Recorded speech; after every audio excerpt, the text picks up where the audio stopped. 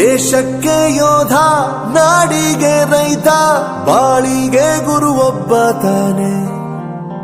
ಅಕ್ಷರ ಕಲಿಸೋ, ಅಜ್ಞಾನ ಅಳಿಸೋ, ಅವನೂನು ಅನ್ನದಾತಾನೆ.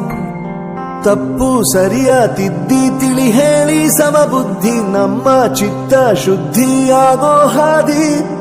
ಎಷ್ಟೇ ದೂರ ಹೋದ್ರೂ ಮರಿಬೇಡ ನಿನ್ನ ಬೇರು, ನಿನ್ನ ಸಾಧನೆಗೆಲ್ಲ ಇದುವೇ